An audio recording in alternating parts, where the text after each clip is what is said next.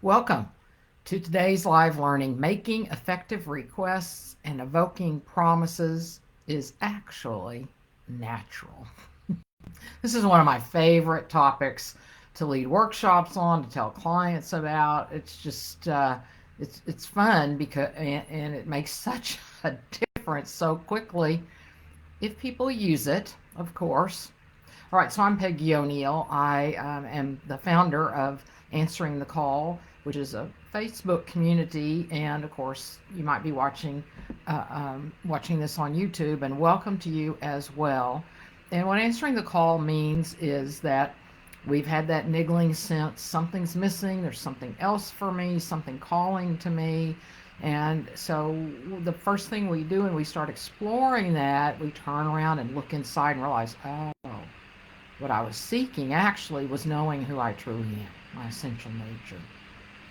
And then once we know that, and it takes more than this conversation, but once we have looked around, we've done the self inquiry and the work to know who we truly are, then usually we also start wondering, and then how exactly, and exactly is not a good word, but how we start looking at how do I want to uniquely express this knowing through this unique body mind. So those are the two things we're doing in answering the call.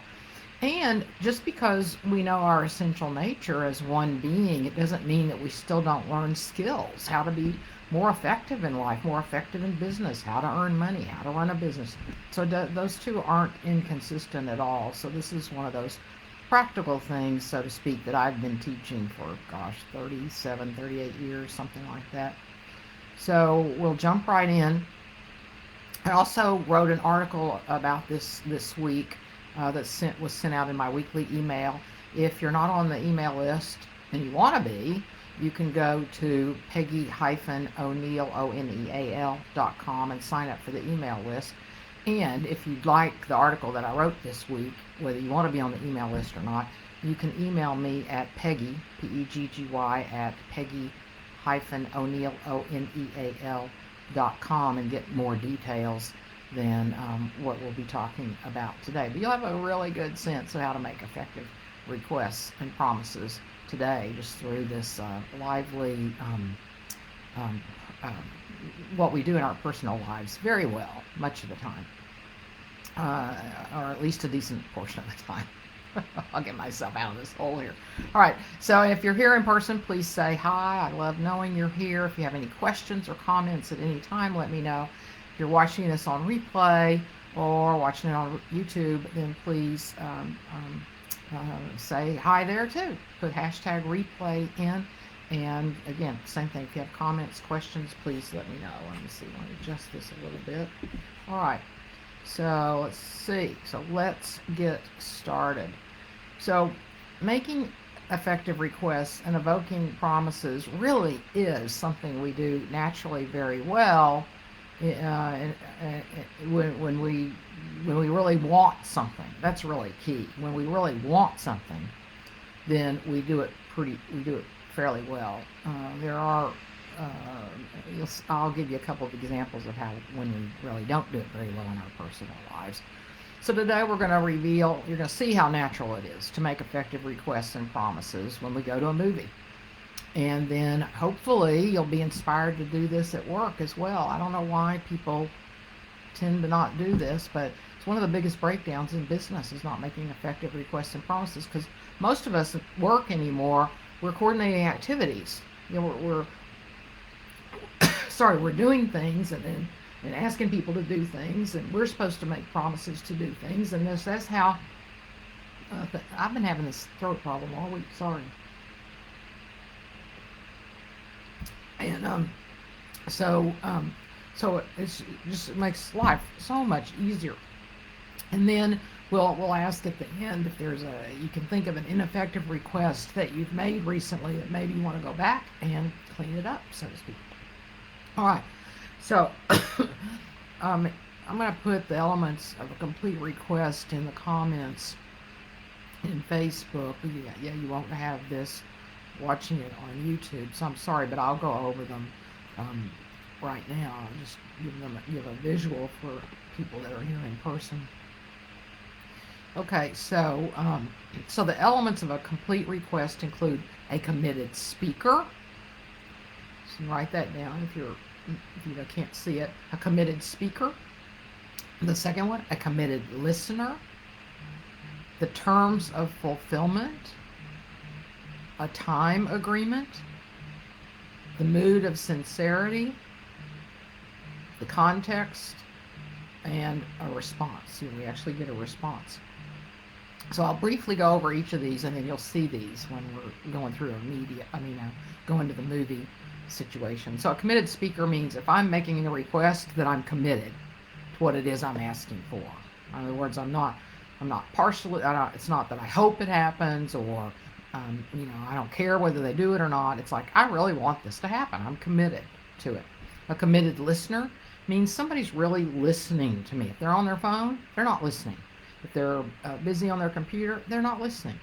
So if they're not listening, you can ask them, can you, put down your phone right now, or I'd really like your attention right now. Yes, that takes some skill to do that as well. Okay, that's fine. You get better at it. Apologize if you are too demanding the first time you do that.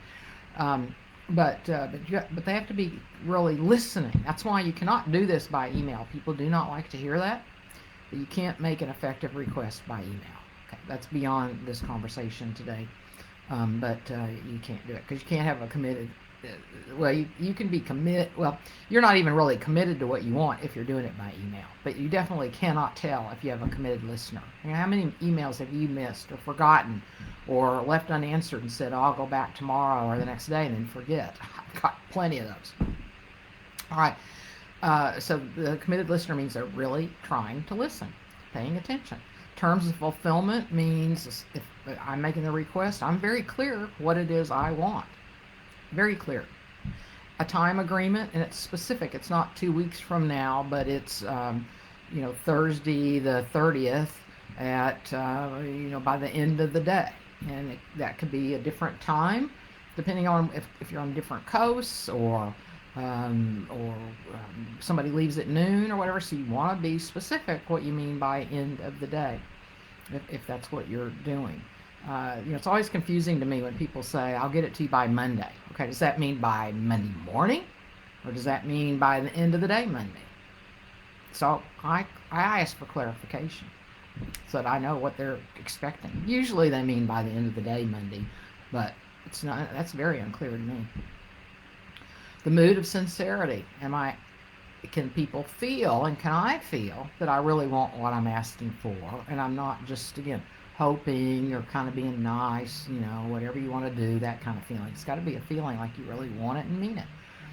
And the context. It's always useful to have like an umbrella. You can call it a frame if you want, where somebody has enough information to know why you're doing the asking. It helps them then put into perspective, how does this fit into my already workload or my life, or what I as the committed speaker am really looking for. So it just gives them some idea of where's this coming from, and then a response, and then I'm waiting for a response. So if I say, honey, take out the garbage, well, you can probably see most of those haven't been met, but they're walking out the door. And I didn't get a response, so I really wasn't committed to that. So so part of a complete request is making sure a response occurs. All right. So now let's go through each of these as if we're wanting to go to the movie with somebody. And I'm going to assume that you don't go every week at a certain day and time and all like that. So let's just assume you go occasionally with somebody. So I'd be the committed speaker. I'm making a request. And I want to give a context like, hey, Sally, we hadn't been to a movie in a while, and there's a great movie I'd really like to see that's out right now. Oh, I should have thought of this before. I don't have any movies on my mind right now. So what could be a movie that's out right now? I have no idea. I don't know. I'll use Oppenheimer because I still haven't seen that. So I'll just pretend it was when Oppenheimer was on the screen. Okay, so starting over, I'll say, Sally, you and I haven't been to a movie in a long time, and Oppenheimer's out, and I would really love to see that movie. Um, so, do you have a few minutes to talk about this? And so I'm making sure Sally's paying attention. And Sally goes, "Oh yeah. That sounds good.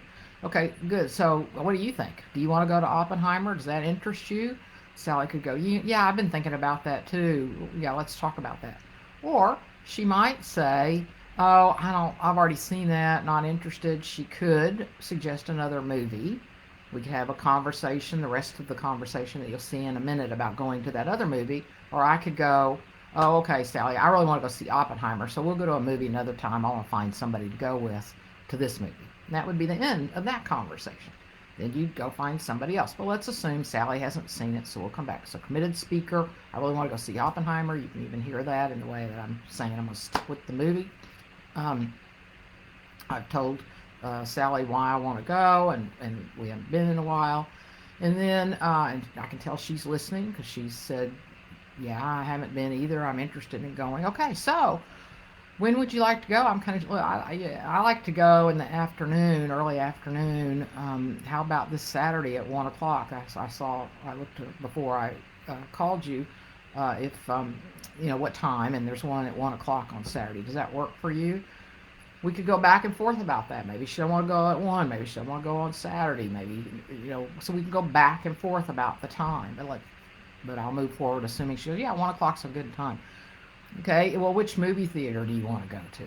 This movie theater has this one has that, this one's right between where we are. Which one do you want to go to? I'd really like to go to XYZ one. Sally could go, "Yeah, that's good," or she might go, "No, I'm going to be at the mall right before that, so I'd rather go to the one at the mall. Do you mind meeting me at the mall?" So we go back and forth about the time, we go back and forth about the location.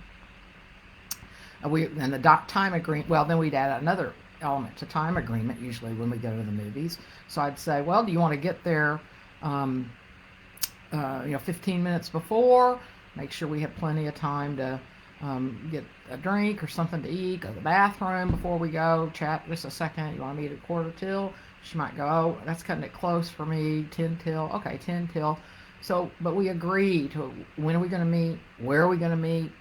We might also talk about tickets these days. Do you want me to get the tickets ahead of time online, but it might cost more? Do you want to just get them at the door? So which do you want to do? We go back and forth. Let's get them at the door after we get there. Okay, great. And then the mood of sincerity. I've been sincere the whole time. I really want to go to the movie. It's very clear I want to. And then a response. So are we set to go, Sally? So we're going to go. And then we might repeat. Okay, so meet you Saturday, quarter till, or 10 till. That's right. We said 10 till 1. We'll get something to eat, get ready, go. This movie, this time, this place. Got it. Thank you so much. This is going to be fun. Should I check with you before we go? No, I'll just see you there. And then in workshops, sometimes I ask this. So women and men, you might do it too, but women, what do we also almost always do? What are you going to wear? So we ask them, "What are you going to wear?" I mean, we cover a lot of elements. Another one, do you want to get a drink after or have lunch before? So we go back and forth, all these details about just going to a movie. So you might be starting to see, at work, we don't do that. We just ask, "Will you get this report to me next week?" Vague. What are the elements of a report? What do you want it double spaced? Who's it for? The context, so they can understand how important and how the quality and so on. They're trying to help them know how they're making a decision. And so hopefully you can see all the elements. Committed speaker, I'm very clear, right? Committed listener. One way to tell, of course, is they're also going back and forth with us. They're making sure they understand. We've got plenty of terms of fulfillment with the movie. Again, you can see it in your work situation. Time agreement, mood of sincerity, context, and response. Okay, now the response could be, they could say, just like Sally did, so we can go back and forth. So there's so some response can be this back and forth or negotiation about any of these terms. And then sometimes we have to move on because that person is not available with what we need or want. Or sometimes we can spend a little time there. I really want to go to the movie with you, or I really want you to do this report, and you're telling me that your schedule's too busy.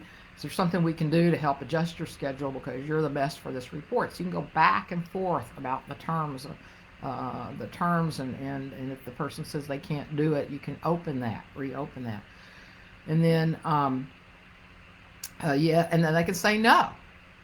So in the workplace, sometimes managers, senior people get a little bit out of shape about that. Well, they can't tell me no. I'm the manager. Well, as one of my mentors told me one time, he had a conversation with an executive who said, people can't tell me no around here. My mentor said, well, then you're going to have to get good at hearing which yeses are yes and which yeses are no's. Because how do people say no if they feel like they've been ordered to do something? They just don't do it. And or you start creating a culture of compliance, and so you don't have people that are really engaged in a way that's high performing and building a nice and having a nice work culture where people feel respected and trusted and they want to serve and to support each other. So that's the choice that's made. But to have a true request, the person can say no, and you want to have the kind of relationship where they can say no. So they can say yes, they can say no, you can go back and forth, negotiate terms of it, or they can say, ask to promise to respond later. So Sally might say, gosh, I've got a couple of things on Saturday, let me see if I can change some of these because I'd really like to go to the movie, it sounds good, and I'll get back to you. Okay, but at this point, you want to make sure you get a time agreement around that. So just, I'll get back to you. See how that's hanging out there? Okay, great. Can you get back to me by 5 today, noon tomorrow? Because I'd really like to get this lined out. And so and then she says, I'll get back to you by noon tomorrow. Okay, great. And if she doesn't, then you call her, at not 12:01, but you call her, maybe at 1 o'clock or something, say, hey, what happened? And then part of knowing we have a promise. So we think we have a promise from another person. We've done everything I just said. We think we have a promise. The way you know you have one is in your body, somatically. We just know when somebody has made a commitment. We can feel it. Now, if we're doubtful and let the person walk away without talking about that, we have not made an effective request. Do you know why? Because now you're not a committed speaker. Remember, the first element was that you're committed to what it is you say you want. Well, at that point, if you just let them walk off and you can sense, I don't know that they're really going to do this, you weren't committed. Now you're committed to something else. You're committed to, sometimes we do want to be uncertain, but sometimes we're more committed to feeling comfortable and kind of safe because it might require some skillfulness and some stepping up there to say, okay, Sally, I got it. I think we're going to go to the movie, but it feels a little doubtful to me. So it takes some skill. You just have to practice it. Let's say you're at work and somebody said, yeah, I'll do it. That's not a promise. You go, okay, got it. I heard you say you're going to do it. It feels like a little doubtful there, though, or like maybe something else is on your mind or something. They might go, oh, yeah, I've just got to get off to a meeting. Yeah, I'm going to get this done. Okay. But if you really want a promise and do it effectively, then you have to see if in your body it really feels like they're going to do it. There are no guarantees. They might not do it. So another whole body of work around this is the cycle of a promise. What do you do when there are breakdowns? Because there will be. And that's beyond today's session. But if you want to talk more about that, I've given you information how to reach me, or you can message me. You can message or email me. Happy to have a 45-minute complimentary session on this because it's so powerful and so important. And I said I'd come back to when we don't do it personally. So when we're going to a movie, we do a pretty good job of it, right? I mean, you can see that, right? But at home, sometimes we do things like tell the kids, go clean your room. Okay, not an effective request. So, it's up to you how you want to be in your family and the possibility of this, which of course, this requires mutual trust and respect, freedom of expression, having conversations, getting more skillful at it instead of ordering people around. And uh, you know, I personally would rather not order people around. But if that's what works for you and your family, then that's totally up to you.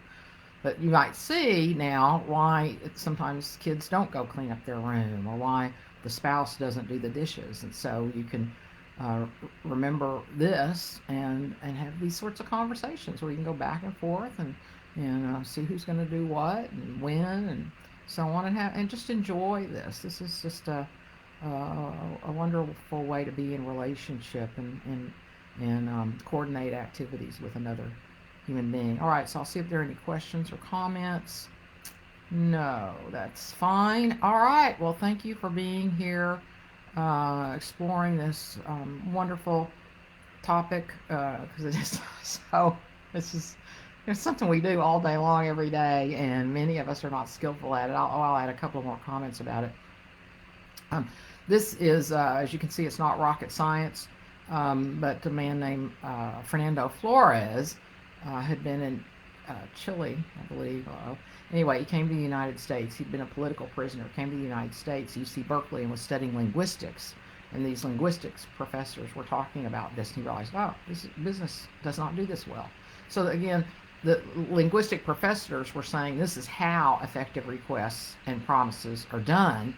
And so it's not something new. They were studying language, and these are the elements that show that were present when effective requests and promises were made. So so Fernando just brought this out into the world, and I didn't learn from him directly, but I learned from several people who did learn from him directly. Plus, there's some great books out there. Language in the Pursuit of Happiness by Chalmers Brothers. Language in the Pursuit of Leadership Excellence by Chalmers Brothers and Julio Olala and somebody else. Those are great books. So that's the end of that. I realize I do want to tell you that this coming Tuesday, May the 21st at, let's see, what time exactly? I have a complimentary workshop at 11 to 12:30, a complimentary workshop on, if you're tired of personal and professional development, you've done a lot like I had at one point in my life, and you're still not having the life that you want, why is that? And how can you start having the life that you want? So we're going to talk about how to get out of the personal and professional development cycle, and how to get into the life that you really want and the work that you really want. So I hope you'll join us. Just again, you can email me and or put it in a message, and I will send you the Zoom link. All right. Hope to see you there, and have a wonderful rest of your day.